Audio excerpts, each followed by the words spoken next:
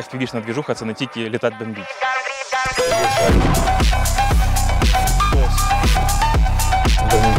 І там просто міні-ядерний вибух. Із Мавіка було видно, як просто трава лягла. В яких тільки позах ми не бачили трупи, і зазвичай це поза, в яких тобі крайне незручно. Тобто там якось неестественно рука відкинута чи ще. А тут чувак просто ліг, як калачиком скрутився. Тут воно видно, що чувак, знаєш, от він ще ручку, він поклав під голову ручку, щоб йому зручно було. І ось цей момент я ніколи не подумав би, що тут його спалив погляд. Знову ж ми підлетіли, потім опустились, там радіогоризонт дозволяв відпрацювати так, як опуститись прямо на його рівень. І просто ми підлітаємо, і тут в кінці, якщо там на паузі глянути, ми там просто вже приближали, коли вже відпрацювали, я дивлюсь, і я побачив його зрачки. Тобто, що він подивився, і він побачив дрон. Тобто, що це його спалило. Цей момент, коли ми побачили, і у нього такий як іспух з'явився. Тобто, що якби він просто не рухався, мабуть, би ми просто полетіли, тому що там за ним лежить ще такий самий чувак, але там вже більш естественно для мертвого. Дуже цікавий відос. Тут момент з тим, що біля БМП-хи чи БМД-хи бігають два чувака. Один в броні, а один без броні. І ось тут момент з тим, що він в броні, в касці, а у мене уламок тоді був. І штука в тому, що тут вискочив з-під броні, наскільки розумію, що він там ховався десь під нею, чувак взагалі без броні, без каски, без нічого. І я переключаюсь на нього за рахунок того, що його задвусотити було простіше. І плюс тут чувак, він сам напросився, тобто що він сам вибіг. І якщо ти відстрілювався, то це якось ховався, потім він вибіг. Дрончик буде вибирати між чуваком з бронею в касці і без бронею, і скоріше все він вибере простішу мішень за рахунок того, що скоріше за все ти їй більший урон зможеш нанести. Танк дуже тяжка мішень, і тут, наскільки розумію, нам дуже пощастило, що у танка був відкритий лючок. Тобто, що ми тут прямо в лючок йому попали, але на цей танк пішло, здається, що більше 5 бортів. Дуже цікавий момент, що на цьому відео, там я підлітаю, у нього прямо видно на мангалі, як стоїть реб, на 3 діапазони, тобто, що там 3 антенки, такий, доволі великий реб стоїть, але, він йому не допоміг.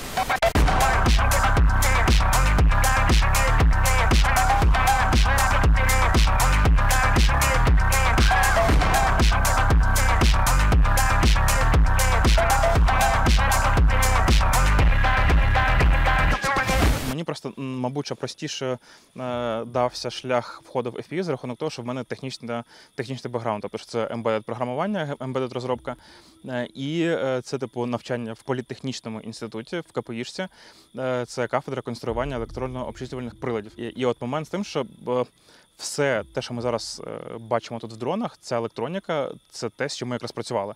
Це те, з чим нас вчили працювати. Тобто, що це мікроконтролери, їх програмування, це пайка, це так само схемотехніка. Тобто, що всі ці вузли, які ми бачимо зараз в FPV-шці, те, що є в FPV-шці, ми практично це все вивчали в тих чи інших приладах інших в університеті.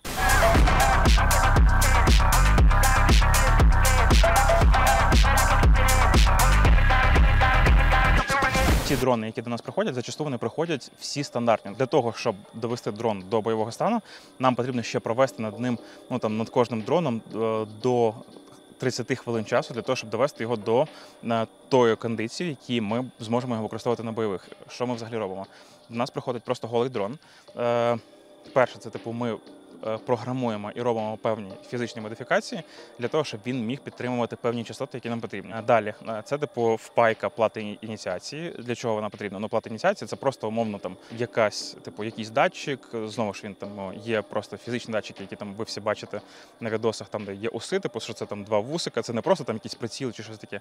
Це саме умовно вимикач, тобто що при контакті у нас 2 вусика скрещуються, через них протікає електричний струм, який потім замикає контакти детонатора, і цей детонатор вже підриває бойову частину. Наші сапери, за що їм дуже величезна дяка, вони розробили систему запобіжників, які, це механічні запобіжники, які приводяться в дію вже коли борт відлітає від позиції. Тобто, що навіть якщо він здетонує, то він здетонує, коли всі будуть в безпечному місці.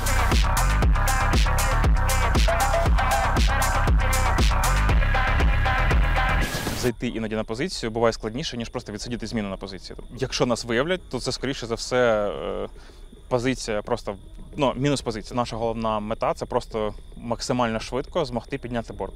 З'явились у нас нічні борти, які дозволяють відпрацьовувати по ним ще і вночі. Дуже багато хто думає, що FPV-шка – це там як магічна паличка, якою, ну, там просто один FPV, один танк, один FPV, там, типу, зразу декілька хітерів. Воно працює насправді трошки інакше, і ми більше доповнюємо. Тобто, що ми як в симбіозі працюємо з усіма підрозділами, і я кажу, що тут в повній мірі замінити артилерію або там, ну, там якось ефективніше, ну, я б не сказав би так. Тобто, що тут є певні задачі, які ми закриваємо, певні задачі, які закриває артилерія.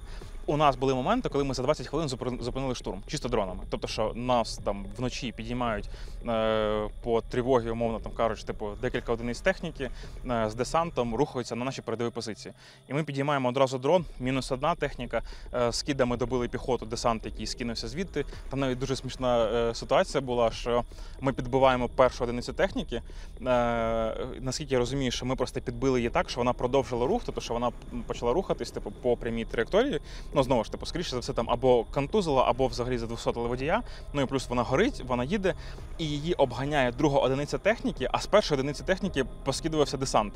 І, типу, друга одиниця техніки давить свіжий десант, ну, за рахунок того, що це ніч, просто, типу, чуваки їдуть по своїм же чувакам, ну, типу, пітери, друга беха їде по пітерам для того, щоб обігнати цю беху, яку ми підбили. І це настільки, ну, дуже цікавий момент з тим, що ми тоді розібрали, дійсно, ну, там, от в певний час нас підіймають, ми підіймаємо перший борт, там же, типу, працювали не тільки ми, працювали і там скиди, і тяжкі скиди, і, умовно кажучи, за 20 хвилин реально ми розібрали штурм.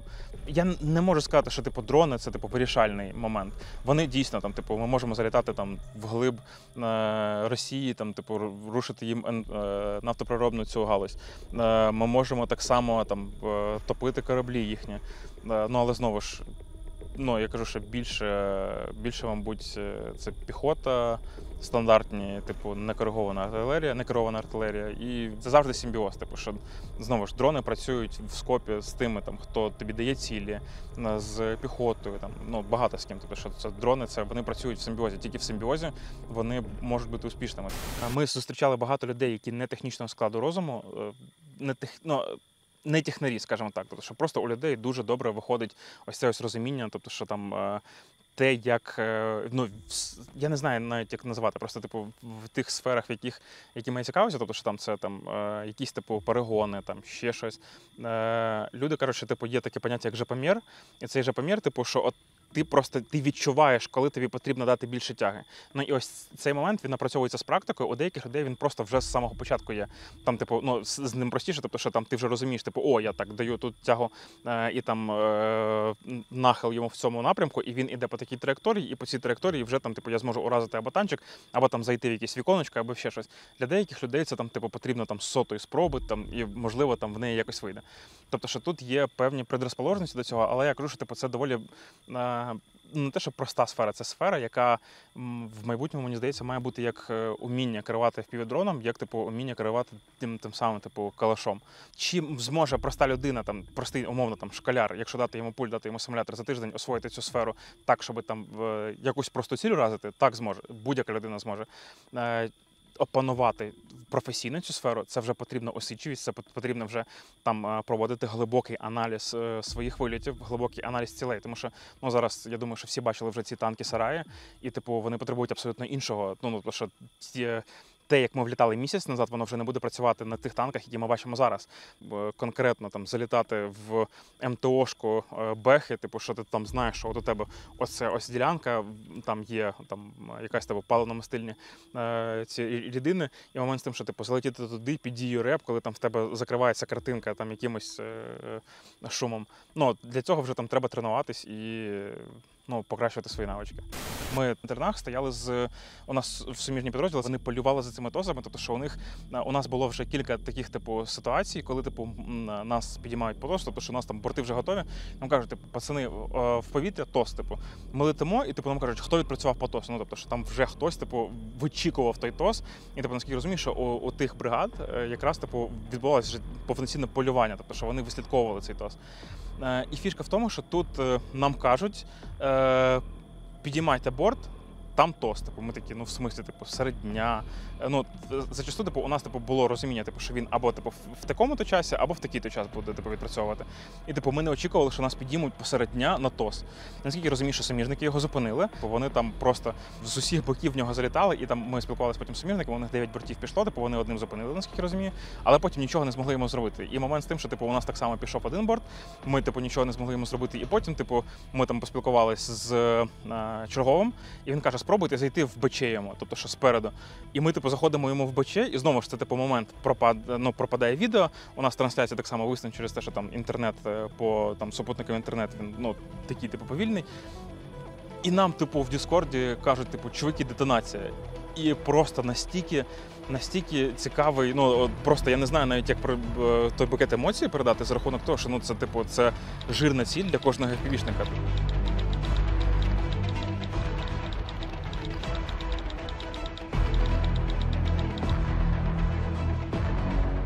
А другий ТОС, це взагалі ну, там, дуже цікава історія, тому що це...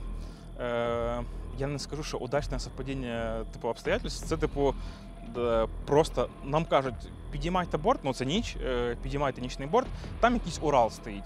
Ну там, типу, щось, ну коротше, якась ну просто лажа. Ми летимо.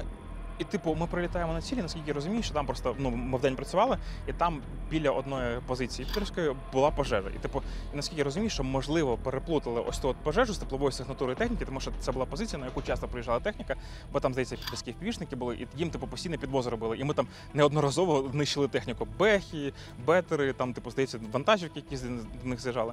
І момент з тим, що ми прилітаємо, і ми думаємо, ну, типу, у нас просто є такі задачі, на які ми кажемо, ну, мінус борт, типу, ну, хоча б політаємо, типу. Ну, і це, типу, одна з таких задач була. Типу, ми підіймаємо борт, і я, типу, кажу, бачу теплову сигнатуру. А там, типу, вона їде за посадкою, і я, ну, не розумію, що це. Я просто бачу теплову сигнатуру рухому, і я такий, супер, зашибісь, буде по чому працювати, не мінус борт. Летимо, ну, типу, одна сигнатура рухається, типу, на віддалення, і потім я бачу за посадкою на зближення йде. І ми, типу, переключаємось на зближення, і я вилітаю, і я кажу, ТОС.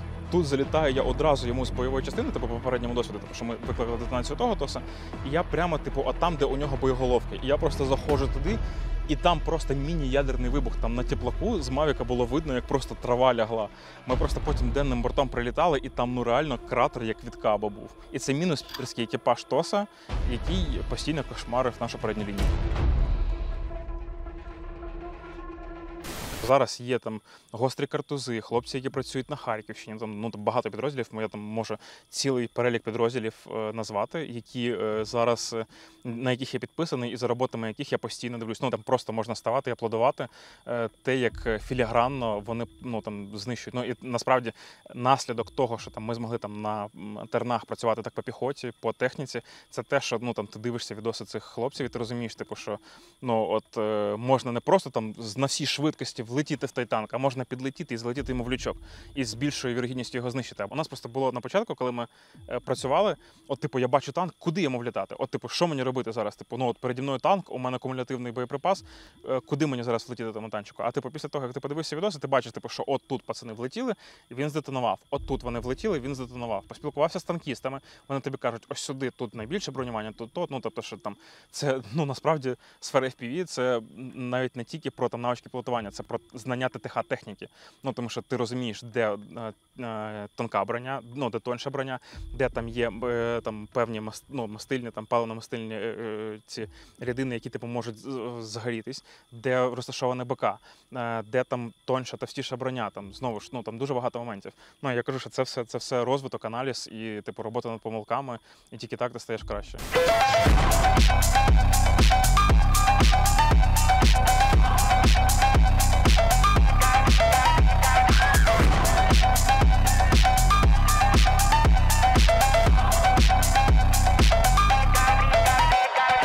Для військових, для мене, там, типу, для всіх азовчиків, у нас вихід з цієї війни – це або каліцтво, смерть, або перемога. У нас дійсно дуже великий дефіцит в людях з точки зору того, що типу люди мають таку особливість на війні, там типу поранення отримувати, гинути. Можливо, можна сказати, що типу ти там отримаєш купу фану, там будеш літати, бомбити пітрів, але я кажу, що тут більше якийсь типу глибинний сенс. Просто для деяких людей все одно типу платити рублями чи платити гривнями.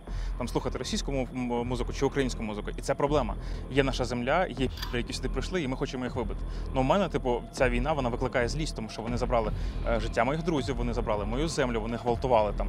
Дуже багато людей гвалтували, вбивали, палили.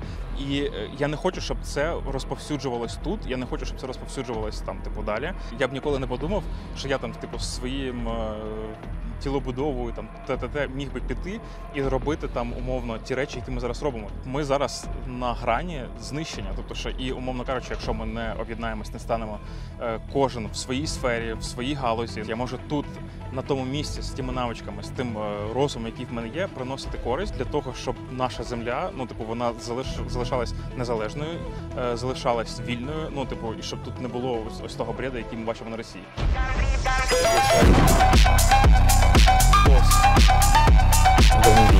І там просто міні-ядерний вибух. Із Мавіка було видно, як просто трава лягла.